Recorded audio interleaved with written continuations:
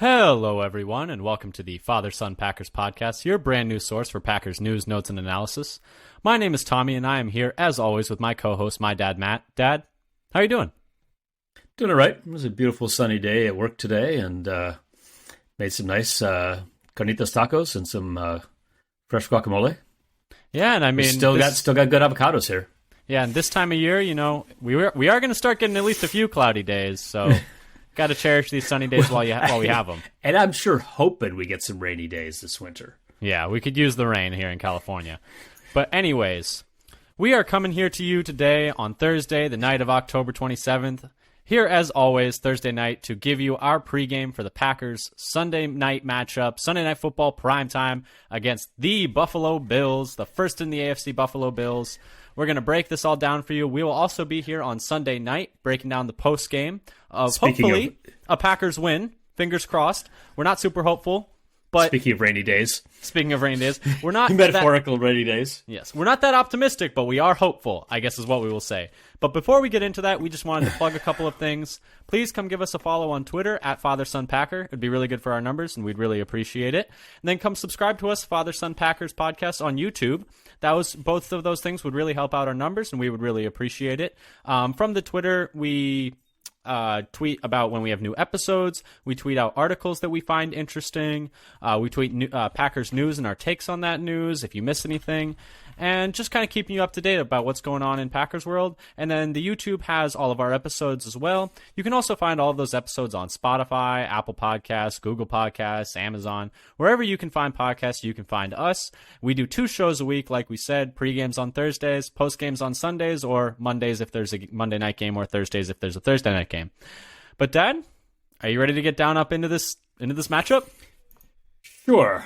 Let's get rolling. So let's start as we always do with the injury report.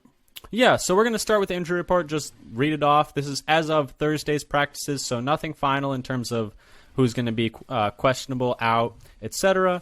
But for the Packers, David Bakhtiari with his knee was limited on Wednesday and then did not practice on Thursday. He was riding on the bike, so it's after not playing last week on Sunday, it's kind of hard to know if this is just maintenance, if this is something where it's flared up on him again like it did on the Saturday before the game. It's definitely going to be something to keep an eye on. If he does not play, expect Zach Tom to take his place like he did last week. I thought he did pretty well in that spot.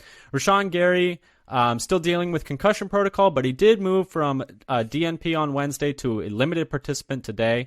So it seems like he's progressing through the protocol at a good rate and is hopefully on track to play this weekend. Shamar John-Charles was a DNP on both days, and I do believe that I saw that he was in a boot in the locker room, so that's something where probably not going to play. I missed when his injury happened in the game. I did as well, but sounds like he's not going to play. Must have been a special teams play. It is an ankle. Elton Jenkins was limited on Thursday, was a DNP on Wednesday, so it seems like that's kind of the usual for him now while he's still recovering from that knee injury.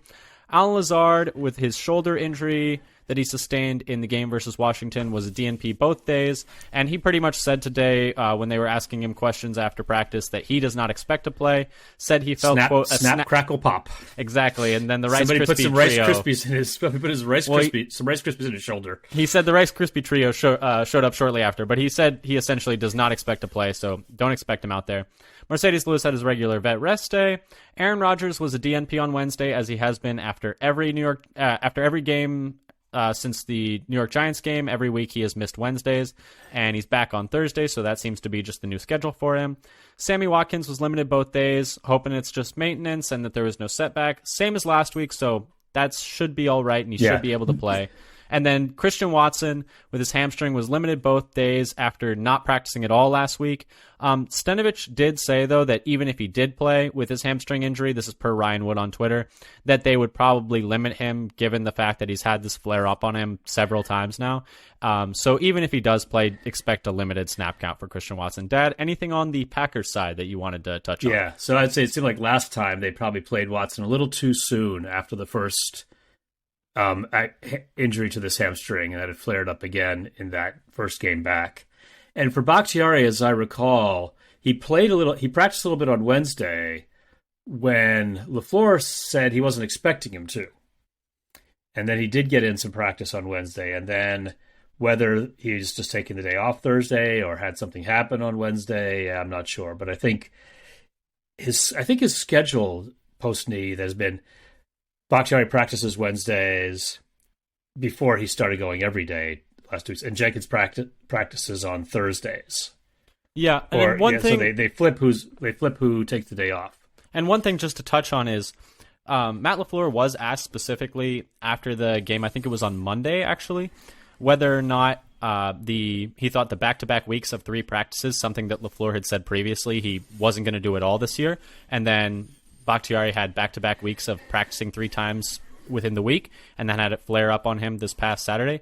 LaFleur was asked if he would examine whether or not he wanted to keep with that, and he said that Bakhtiari himself felt up to practicing that many days, but did say that both he, Bakhtiari, and the medical staff would have a joint conversation about the best way to go moving forward. So maybe this is part of that this is kind of what they've agreed upon now is like, hey, 3 days a week practicing, maybe that's just not tenable for him right now, and they're going to have to give him DNPs. I mean, he just has his vet rest days, essentially, like Mercedes Lewis.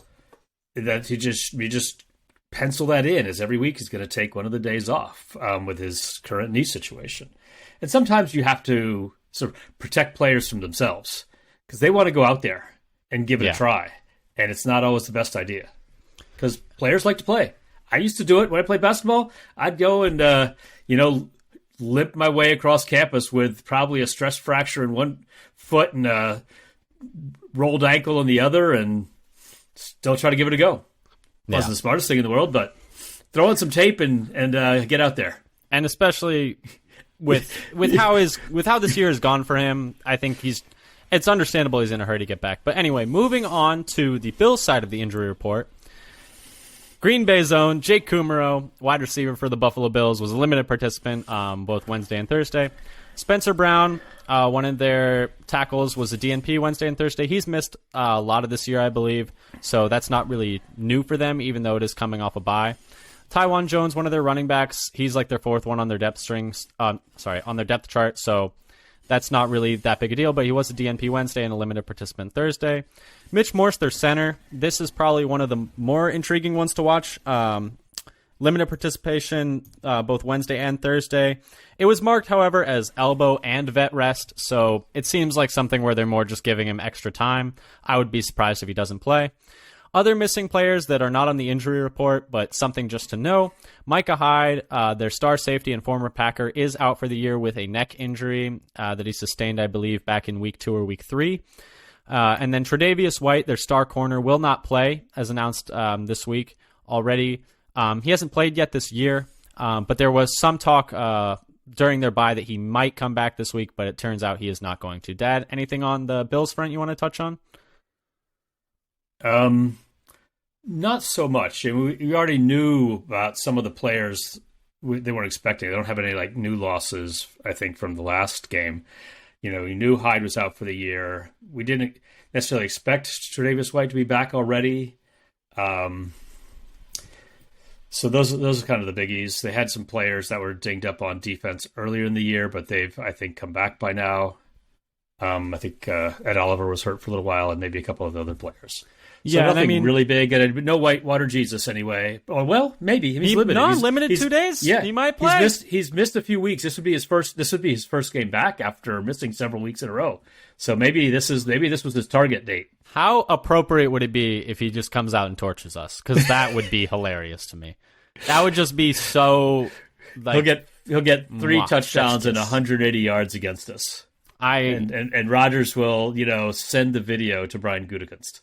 I wouldn't even be mad. I would just be like, yeah, that tracks. But anyway, do you want to? Because your thought is, well, somebody was going to do it. And no, it's just like that's about how this season goes. It's just kicking the nuts after kicking the nuts. But anyway, let's move on to our game preview.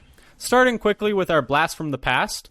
This is where we kind of track how these teams have matched up in the past. Not a whole lot of history here for the Packers and Bills, although they are some of the older franchises in the league. The Packers last played the Bills in Josh Allen's rookie year and won 22-0 in Green Bay. This was McCarthy's last year, I believe. But The Packers, fun fact, have never won in Buffalo. Yep. The thing is, they only play every 4 years now. It used to be like every 3 years. And so there's only a game in Buffalo every 8 years now.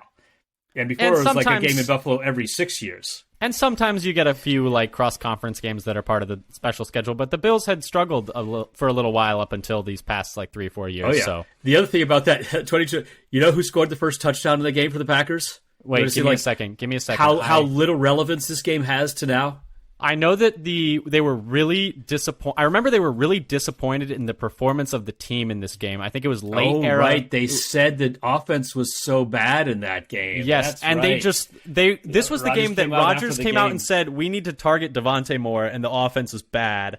I believe that this would have been, I'm going to guess it's like Richard Rodgers. Jimmy Graham. Oh, goodness. Jimmy Graham had the first touchdown, and Aaron Jones had the only other touchdown. So, a lot has changed. A lot has changed. That year, Allen was a rookie, and he was not good as a rookie. No, but he's very different. He's a very different player now, and he's very good now. And that kind of takes us into what's going on in Bill's world. Do you mind if I just riff these off the cuff, Dad? You wanna run through all these? Yeah, sure. So what's going on in Bill's world? Well, they're kind of a buzzsaw. They're kind of beating up on everyone. They are 5-1, which is good for first in the AFC. They've won 3 in a row. Their average margin of victory at home is 34.5 points over Pittsburgh and Tennessee. Their only loss was 21-19 at Miami, which is a divisional game. Those are always weird. Josh Allen is currently the MVP favorite. And on top of all of that, they're coming off a bye. So they get extra rest before they come in and try and we go over there and try and beat the crap out of them. And it's in Buffalo. So it's a very tough matchup is pretty much what we're going with. The Bills are really good. There are a lot of really, really good. General factors that were stacked against the Packers in this game, even if the Packers were having a good year. Yeah. And we all know they are not, unfortunately. It's hard because it's just like, this is in my opinion, and many people's opinion, the Bills are the Super Bowl favorites right now. They are all, just to add on to what we were talking about, what's going on in Bills' world, they are the favorites to win the Super Bowl. They're probably the best team in the NFL, even though the Eagles have the best record. It seems like it's them and the Chiefs and then everybody else this year. And, I mean, we're going to go more in depth into what makes the Bills a tough matchup and how good the Bills are, but even if the Packers were like stringing off a good series of games in a row, this would still be this is going to be the hardest game on their schedule easily. Yes, and would have been easily, even if they were good. And even if they weren't struggling. Even if they were having a good year, they would be underdogs in this game. Yeah. Bills on the road. And it's tough because, you'd like to think they would get up for this game, but just checking the spread really quick, the Bills opened at 10.5. What is it now? It opened at 10.5, and I think it's up to 11 now. Oh, so okay. Because at one point I heard somebody on the radio somewhere say it was 9.5, but I don't know if they're using the same source. Yeah, just based on ESPN right now. Just a quick check. It is currently the Bills are favored by 11. This would, like we said on the post game on Sunday, be the first time that I believe Aaron Rodgers was a double-digit underdog in his career. So yes, I've heard that from seen that in multiple sources this week. One for the history books, we'll say. But maybe, you never know.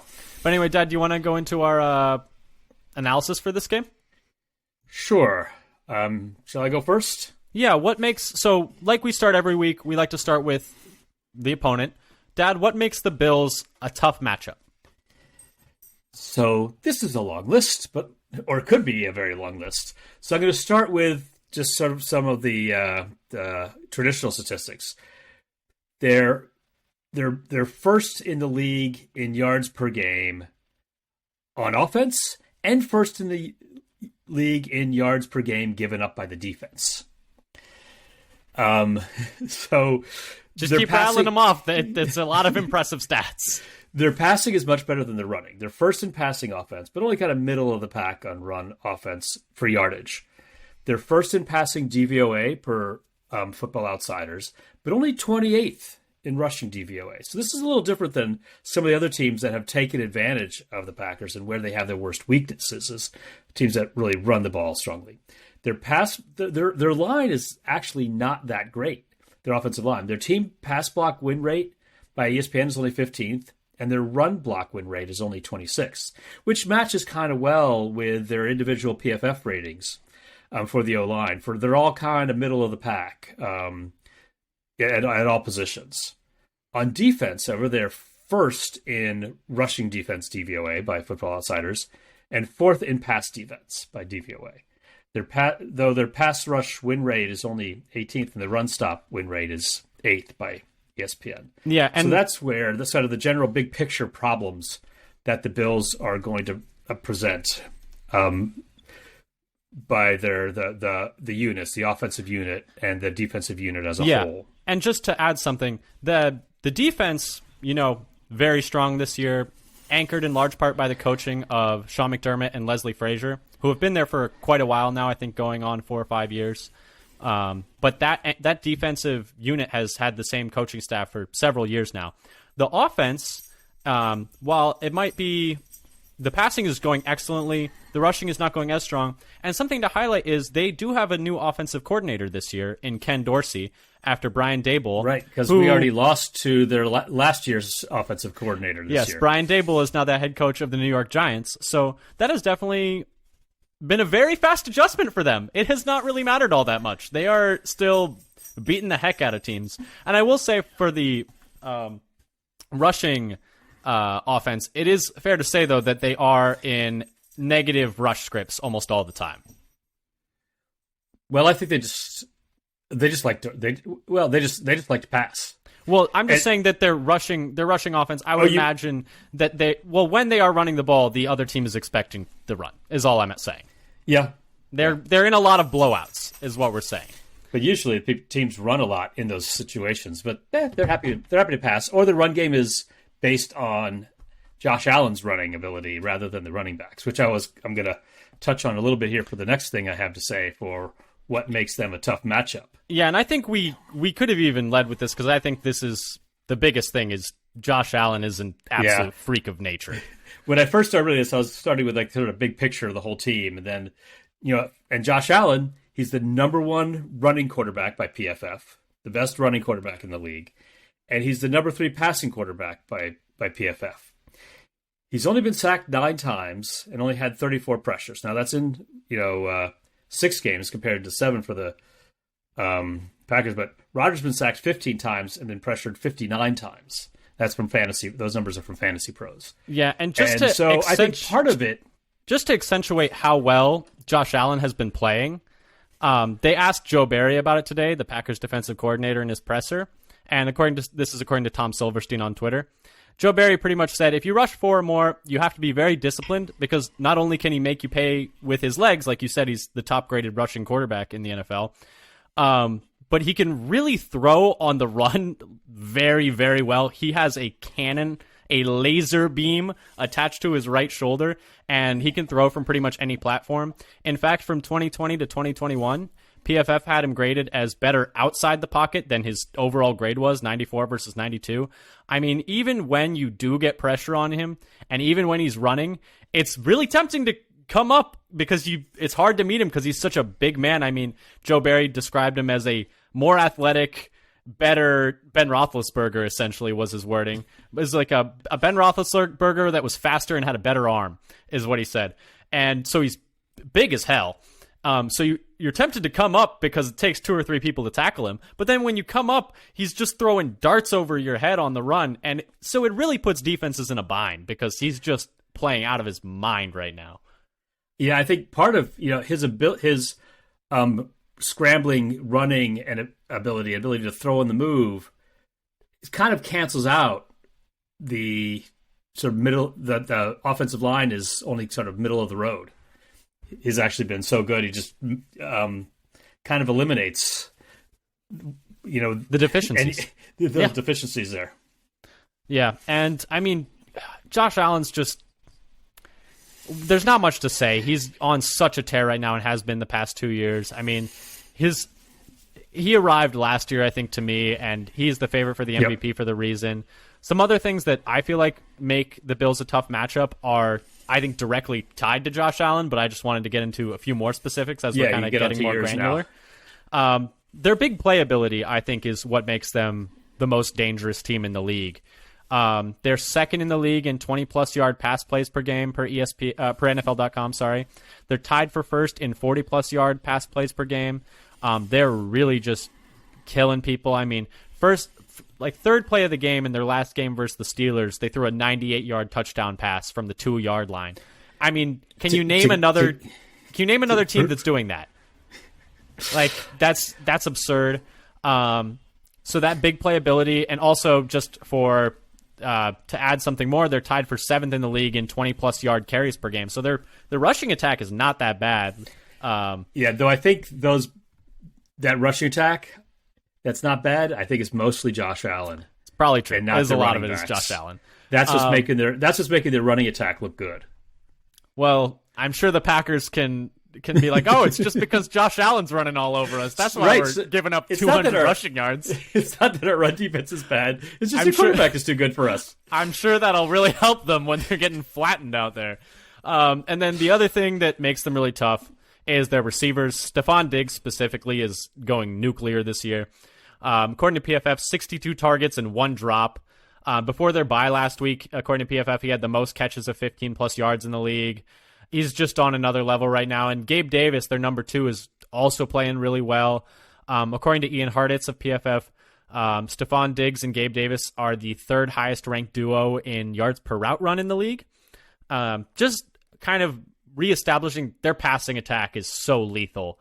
And that's modern. They are what every modern offense, them and the Chiefs, what every offense wants to be. This big, explosive passing plays, big mobile quarterback, just slinging it downfield, getting tons of chunk yardage, and just no down and distance is like not able to be overcome. Like if the Packers get him at 3rd and 18, I give them a 50-50 chance to stop him. Like that's kind of how I'm feeling right now. They are to score in like 40 seconds. They're a juggernaut. Like this team is very stacked. Like it's very something good. About. Can I express some envy over a ratio of 62 targets to only 1 drop? Can I just say how nice that sounds right now? Oh my goodness. The Packers dream of a receiver like this. If only they had one. But anyway, Devontae wouldn't help this team right now. Nothing could save them from this team they're about to play this weekend, at least. I mean, maybe it'll make it a little more pretty. But those are kind of the things that make the Bills a tough matchup. I mean, they're just a really damn good team, and the statistics back it up. The PFF grades, if you want to reference those, back it up. The DVOA backs it up. I mean, the record backs it up. The betting odds back it up. They're just really freaking good. Dad, do you want to maybe go into how specifically they match up with the Packers and how they might try to exploit some of what the Packers' deficiencies are? Sure, because some of what I wrote in here ties back to what you said there, what makes them a tough matchup. So I think the Bills are likely to take shots downfield because they do. Josh Allen is number 1 in the league right now in air yards per attempt per Fantasy Pros. So he's, on average, throwing the ball further downfield than anybody else in the league. And then Stephon Diggs is the number 1 wide receiver by PFF overall. Now, Gabriel Davis and Isaiah McKenzie are kind of middle of the pack. They're 60th and 65. Yeah, I will add, though, that 2 of those games with Gabe Davis, he was limited with an ankle injury and was you could tell he was hobbling around out there. He had a game he missed and 2 games where he played injured. Had like 1 or 2 catches or something. But so to go on for that, but what we really might expect if Gabe Davis is back to health is he is their deep threat. He only has 14 catches on the year, but he leads the team in average depth of target of 16.5 yards downfield on the depth of target. Stephon Diggs, for example, is about 10. And I can't remember who's leading the Packers. I know that for like air yards per pass, Rodgers is like 3.4 or something. And Allen's number 1 is like 5.5 or maybe a little bit higher. But so Davis is averaging 27.4 yards per catch. Yeah. And he's converted several long TD passes, one of which you mentioned, a 98-yarder versus Pittsburgh. He also had a 65-yard touchdown in that same game. He's had a 26-yard touchdown against LA and a 34-yard touchdown for Kansas City. And those are all his touchdowns. He's got 4 of the year, and his shortest one is 26 yards. Yeah. Do the Packers even have a 26-yard touchdown this year? The Packers don't. This is the type of skill set that the Packers don't have currently, is a guy who can really stretch the field. And just to kind of piggyback off of what you were saying with Gabe Davis being able to create these long plays and really, really stretch the field over the top, I think that the Bills are really going to test the Packers' safeties in this game. And that was one of the specifics that I had for how I think that they're going to try and exploit the Packers. Specifically Darnell Savage. I mean, to be honest, Savage has not had a great year so far after they picked up his 5th-year option. According to PFF, he has, for them, the worst coverage grade that he's had over his career. So you can say, hey, PFF grades aren't necessarily always totally accurate, but they do tend to be consistent within the same player. And for them, he is having his worst year of his career in coverage. He has allowed 8 receptions on 14 targets into his coverage at 16 yards per catch with just 1 pass breakup. So really not great, allowing a lot of yards per catch. And honestly, Adrian Amos has had a bit of a down year as well, although I will say his coverage grade is severely stunted by the Minnesota Vikings game week 1. But he also has one of the lowest coverage grades of his career. He's still allowed 11 catches on 14 targets so far for PFF and no pass breakups, although it is only 7 yards per catch, so he's at least keeping everything in front of him. But just kind of tying into what you were saying, I think they're really going to try and test Savage and see if they can get him to bite on some crossers to Diggs and just kill us with a double move or kill us with Davis running right behind him, because I think that's the weak spot in the Packers secondary is Savage right now, or Stokes maybe. But I think that's going to be something that they're going to specifically look to target in this game.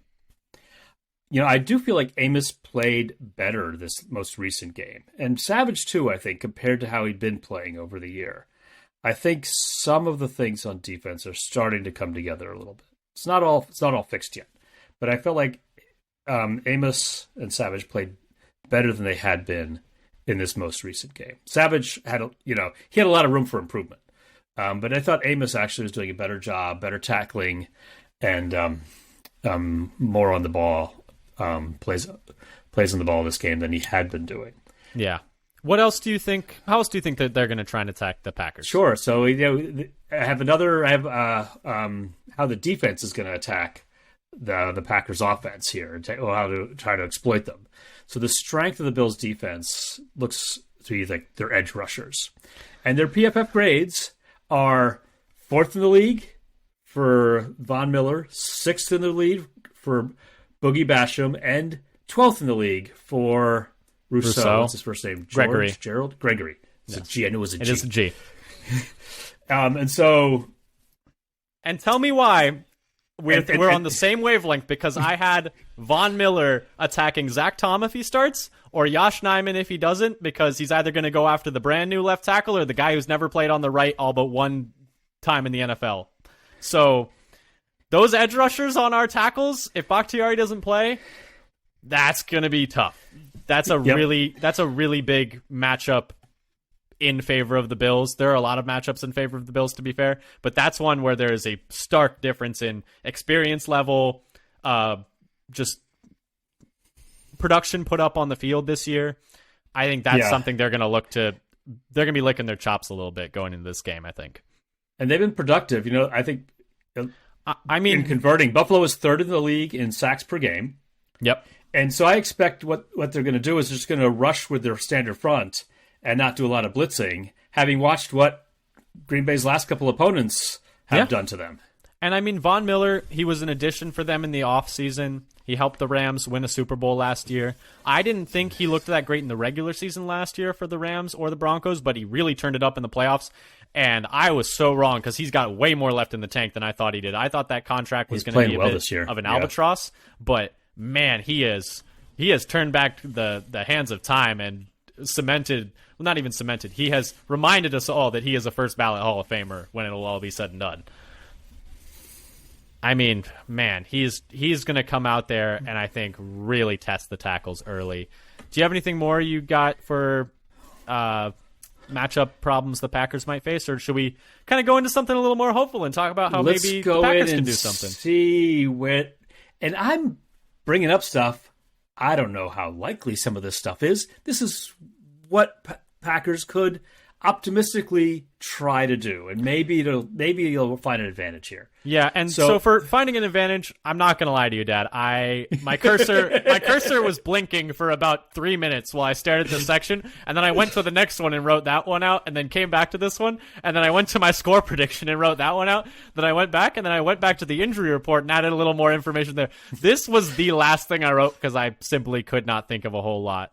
Do you want to lead us off? I'm putting some stuff in there. So what I'm talking about is not necessarily things that I think will happen. What I'm looking at here are, where are the weaknesses on this Bills team? So as I mentioned before, their running game is kind of pedestrian for the running backs anyway. And so can the Packers try to take that away and force them to be one-dimensional? Of course, one-dimensional might be Josh, bold strategy. Josh Allen. Bold strategy, forcing the Bills to pass. I don't know if anyone's thought about that one before. But Singletary is only kind of middle of the road, actually sort of bottom for a running back one in terms of grades by either PFF or DVOA and Football Outsiders.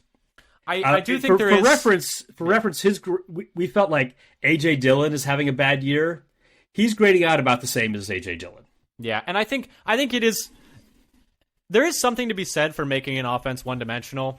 It's really hard even when you do make them one-dimensional, their one dimension is like a flamethrower. Like this team is going to be very hard. So here, you hear this all the time about Josh Allen. It's like, say, let's make the Bills one-dimensional. Josh Allen says, "Hold my beer." Yeah, Josh Allen is 2 dimensions all by himself. I mean, he's just so dynamic. It's really tough to beat them. I guess what I have is slow the game down as much as you can. Don't let them start with the ball. For the love of God, please start with the ball this game, because if they get the ball first, you're going to be trailing the whole game. You got to get the lead. You got to score you got to get the ball first, score on the first possession, hold the lead, hold on for dear life to the lead, and just keep your foot on the gas. Strengthen those fingernails. And keep your foot on the gas, because no lead is going to be safe. All gas, no effing brakes. Yeah, and I mean... has to be that game. They got to play just... with nothing to lose. They got nothing to lose this game. Right, just put it all out there, pull out all the stops, go for everything. I think, you can talk about whether they try to run the ball more, though the Bills have a good run defense. I was going to say, I would like to see them run the ball more, but the Bills have the best run defense in the league. So one thing I think they could maybe look for is the Buffalo secondary is not very good this year. It's a little beat up, but they've been performing. They're missing a couple of their top players. Right. Well, the secondary, their cornerbacks are not graded well. Their best cornerback is only 47th in the league by PFF. Yeah, I mean, but PFF the defense is good against the pass. Only one metric. Their defense as a whole but the is good defense against the pass. overall is good against the pass. Yeah, but they're not as good in defending against number 1 wide receivers. They're much better against number 2 wide receivers, number 3 wide receivers. I'm failing to see how this helps us. And if only we had a wide receiver 1. If only we had a wide receiver 2. And they're also not so good at defending the pass catching running backs. Yeah. They're more middle of the road, like 15th. So Although I will say, Matt Milano is having a career year. He is having a great year. He is like one of the best graded linebackers in the league this year. I would not be surprised to see him on Jones a lot. When you watch the Bills play, he pops off the screen more than he ever has when I've watched the Bills before. Like, he's looking really good out there. And maybe he's the reason behind their doing very well as a team in covering tight ends against the pass. Yeah, because he's having such good years. That's something they're good at, is defending tight ends as pass catchers. Yeah, and I mean, I think for the Packers to win this game, for me, straws grasped, and now let's move on. Well, I just want to say one last thing in this section is, for me, if the Packers are going to win this game, if they are going to win this game, they probably have to win the turnover battle by multiple turnovers. They have to find a way to run the ball. Specifically, they need Dillon to have a bounce-back game, and they need Jones to essentially play how he has been playing, except better than he did against Washington. It's a tall task. They need to not turn the ball over themselves, and they need to get a little lucky and hope the Bills are kind of rusty coming off their bye. Those are kind of like all the check boxes I think they need to hit for them to beat the Bills in Buffalo. And that kind of leads into what do we want to see? Yeah, because I think we both talked about this. We both talked about this. Neither of us are particularly expecting a win from the Packers. I think, to me, a win would be covering the spread. If the Packers cover that 11 points, I will consider it okay. And I think the main thing that we want to get out of this game is, at least for me, the Packers to have some sort of direction coming out of this game, to feel like they have a purpose, that they have... And they have a not plan. Even necessarily, a plan. That they have a plan and they can actually, execute the plan, as opposed to like shooting the plan in the foot. That they'll actually, even if they're outmatched in the end, do they look competent in doing what they're trying to do? And I think the biggest thing for me would also be, let's just stop getting dumb penalties. Let's at least do the simple things, the things that the Packers can control. Execute the assignments you have. Like, Rodgers got a bunch of crap this week for essentially saying players who are messing up should essentially lose reps.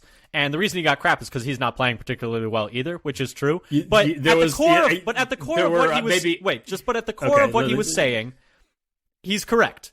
There need to be less mental errors on the offense. Whether or not it was tone deaf of him to say that when he's not playing well is one thing, but he's not wrong that the individuals on the roster on offense need to play better, him included.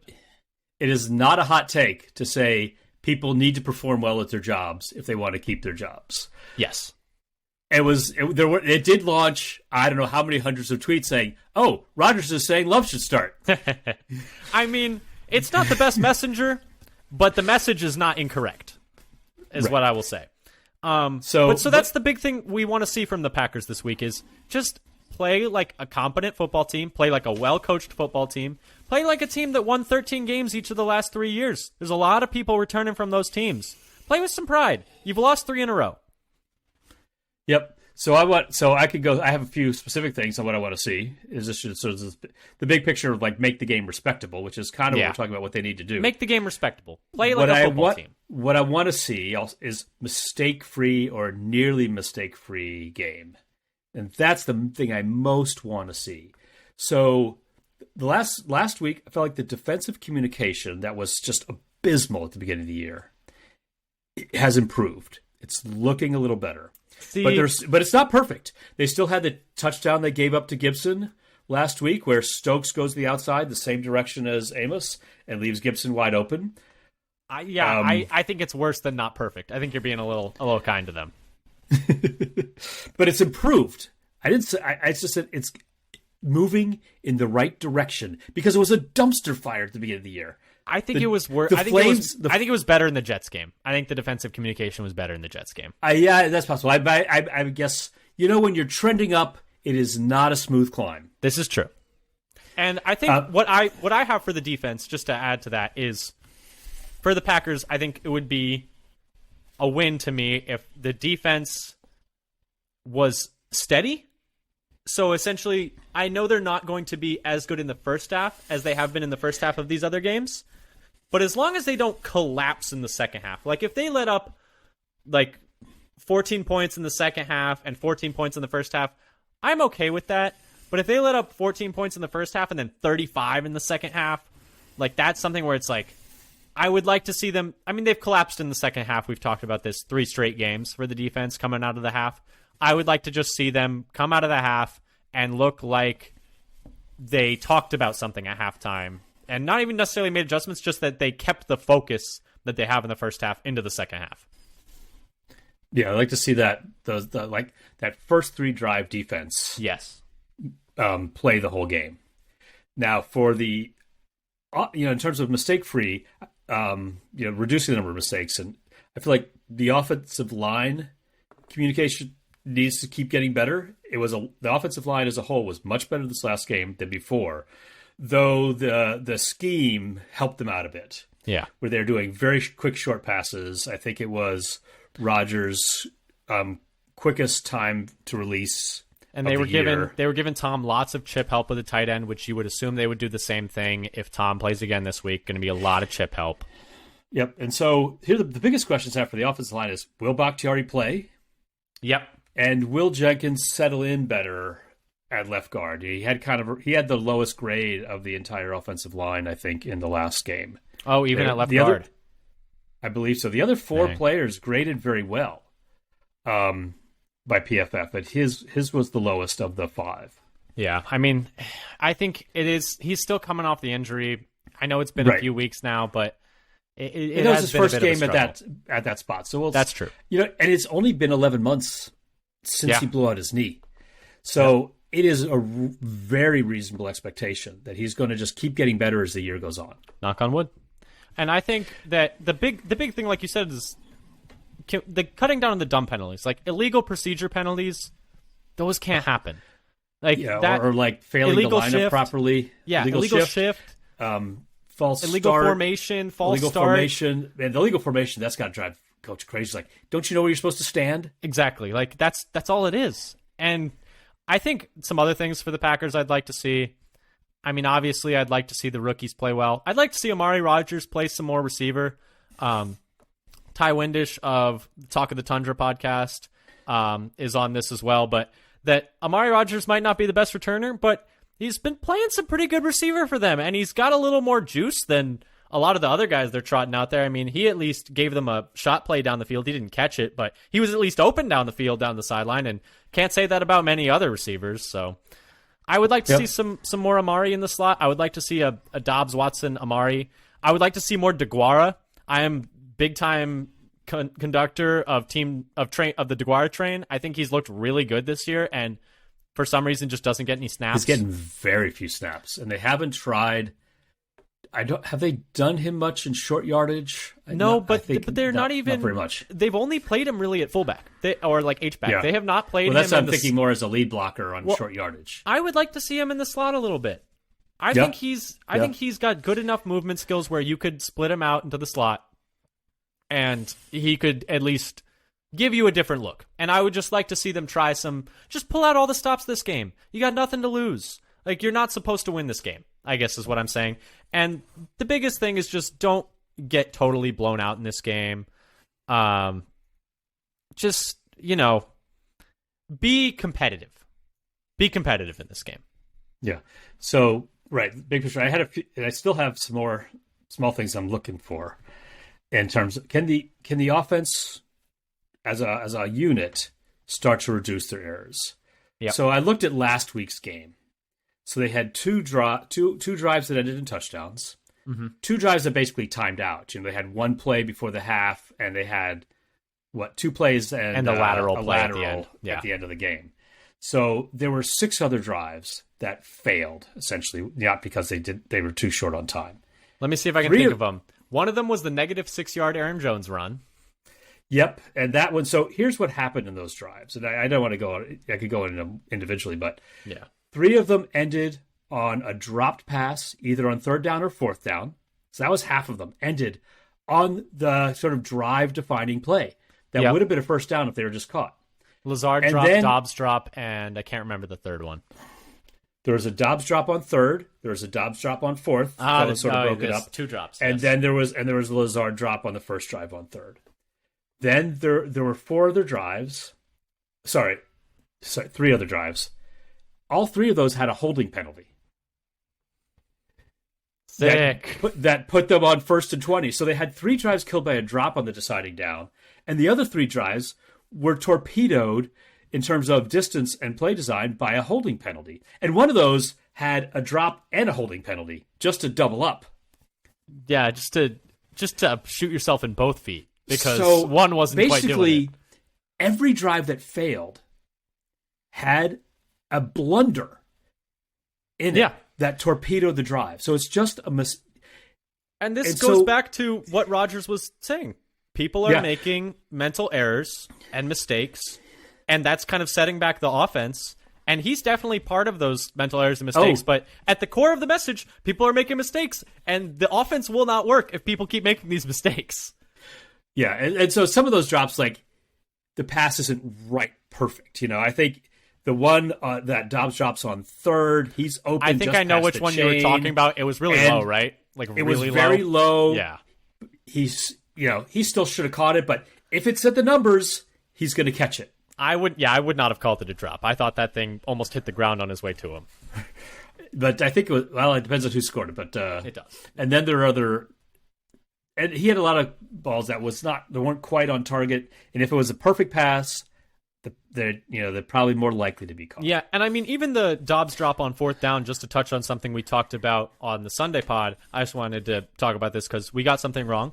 We said that part of the fourth down problem on that out to Dobbs that was broken up / dropped was that Sammy Watkins did the wrong thing. We thought that he was supposed to block on that play, and it was supposed to be a quick screen essentially to Dobbs. But it turns out that was not what was supposed to happen. Sammy Watkins did the right thing and ran upfield, essentially just ran just to go, and he was wide open. So if Rodgers had just waited a second and read the defense a little more accurately, would have had a walk-in touchdown.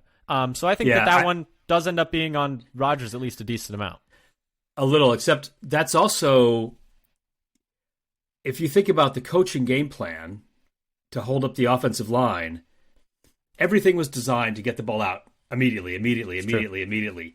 So to design that play where you've got this, late developing open player running downfield was maybe not the best call. I mean, it wasn't. You could say that it wasn't so late developing though. Like he could have thrown. I've seen Rodgers throw a ball deeper than that with at the snap, catch the ball and just he could have thrown thing. it. Yeah, but you could also say that the mistake in that play was not just running it up the middle and getting the first down. Yeah, they are doing a lot of weird things on 3rd and 4th and short where they're just not running it. And they're driving me a little crazy. It's like, stop showing everybody how clever you are and take the easy first down. It's a bit of a damned if you do, damned if you don't, because if you don't get it and you run it, they're like, you're not giving the ball to the back-to-back MVP on 3rd and 1. You don't think he can go get you a first down? And then when you don't run it and you pass, you're like, what are you doing? You don't think your 250-pound running back, your Pro Bowl running back, can get a first down on 3rd and 1, 4th and 1? It's a bit of like, hey, if it doesn't work, you're gonna get criticized either way. But I do still think you should at least be doing 50-50. It seems like these 3rd and 4th and 1s, they're just throwing it almost every time now. Yeah, they're not right. It could be the pre-snap looks they're getting. It could just be the teams are putting 8, 9 in the box and they're like, and then dropping pass it. Or they're just dropping into coverage. Or they're just 8, 9 in the box and they're not dropping into coverage, and they're just like, we don't think you have the guys to beat a one-on-one. We're leaving one guy on your receiver and we don't think you can beat him. But even with 8 or 9 in the box, I think Andy Herman of Pack a Day Podcast has said this. Nick Chubb runs into an 8-man box all the time. Saquon Barkley runs into an 8-man box all the time. They get a yard. You can get a yard on an 8-man box. This is not like if there's an 8 yard. If there's an 8-man box, sneak. Exactly. If there's an 8-man box, it's not like, oh, you can't run it. It's illegal now. You can still get a yard on an 8-man box. You're not trying to get 4 or 5 yards. You're only trying to get 1. Yeah. I mean, I don't know. It seems like they're only playing the numbers game. And it's just like, if there's 8, don't run. If there's less than 8, run. And so it's a bit predictable in that sense. Right. You're getting too predictable. Yeah. And so that's another thing for the Packers that I'd like to see is be a little less predictable. Yep. Lean on the run. Maybe be a little more predictable if that means running it on 4th and 1. But anyway, Dad, do you have anything more that you really want to see from the Packers this game, or should we move on to our players to watch? Well, I did have a couple more little things to add in here. Maybe this also could go down to players to watch, really. Because players, I could just toss this in and say we're going into players to watch. Sure. Campbell and Walker. Yeah. Linebacker. Can they slow down Josh Allen's run game? I feel like last week... Do they spy Quay all game? Do they spy all game? I feel like last week might have been the best game of the year for the linebacking unit. 100% agree. And so can it continue?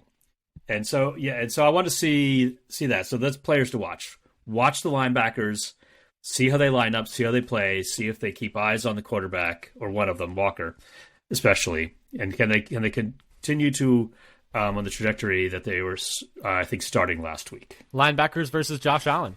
It's a good matchup, or at least especially in the running game. That might be the best matchup to pay attention to, or one of the ones. You have some other ones that you want to. And then my players sorry, go ahead. Oh, and then well, why don't you? I have a couple more players, but I'll let me do one more, and then you can jump into yours. Sounds good. I'll add one, so I don't have much hope for this.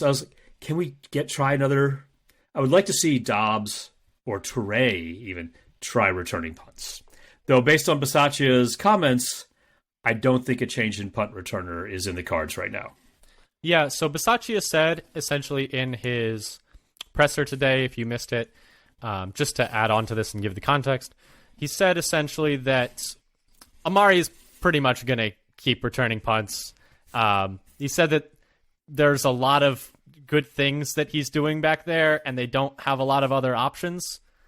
I'd like to see the other options. I mean, I think Amari still has... I'm not one of those people that thinks Amari should be cut. I think he can still offer some stuff to this team in the receiver category. But not only is he bad at punt return, I mean, almost as many fumbles as he has catches in his career, I think the struggles he's having at punt returner are giving him more like confidence issues at receiver, and you're making a struggling receiver worse by destroying his confidence because he's a terrible punt returner. You're not putting your players in the best position to succeed, I guess is what I'm saying. Put Toure back there. Put Keyshawn Nixon back there is what I would do. He's already returning kicks for you. I mean, is it that much more to ask him to return punts as well? I mean, he is one of your gunners. Some people say the catching it is a little different, a slightly different skill set in terms of how close the players are to you when you're actually catching the ball. That's true. But it couldn't be worse. No. It could not be worse. He's almost at a fumble a game. Yes. Yeah. It could not be worse. It's scary. I mean, last week when they turned down the penalty to make him punt, they accept the penalty, make him punt again. I'm like, oh my God, we already have the ball. Yeah, I'm good. I was like, we're gonna fumble now. I guarantee it. And this is like, we don't even remember the fumbles where he recovers it. There's several times this year where he has muffed it and fallen on it. Like, that is not uncommon. And the thing is, it's not even like you're taking on all this risk for high upside. Like, he's not returning it that well. Like, I don't understand what the benefit of having him back there is. Someone joked that I know was saying he has hands. That's what he's... I mean, it's really bad. For me, but I'm not out on the Amari train. I think he can still offer a lot to this team at a receiver position. Just no more punt returning, please. Yeah. You're killing him. Yeah, since we spent so much time talking about Amari, I'm going to say he's actually one of the players I had on my list of players to watch. Yeah. You've talked about it a little bit. And I wrote, I'm going against the tide, but you've already forged against the tide for me. But with all the wide receiver injuries, I'm thinking he's going to get a decent number of snaps. And I want to see what he can do with them. Have you heard the conspiracy big brain theory about him? Have you heard this? I don't think I have. So...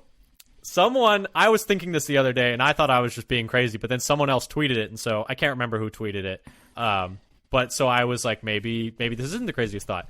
So you know how Rodgers was saying, people on offense who are making mistakes, they need to have their snaps cut, right?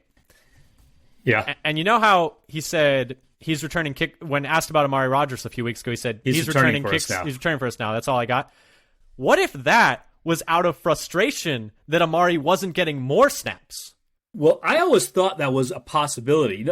When it happened, everybody was like, "Oh man, he's really throwing Amari under the bus." Yeah. And I'm thinking you could easily interpret that. Not that he's angry at Amari, which some people did. It's like he could have been frustrated, not with Amari, but with the fact that he's only returning. I thought that at the time, actually. It could be. I'm just saying it's a bit conspiratorial. Like it's a bit conspiracy-y, but I think it's possible. And I mean, he's looked pretty good. But anyway, we're getting a little bit long on time. But I do want to say, from last week, he had the catch for 9 yards where he basically saves Aaron Rodgers' ball that's off target.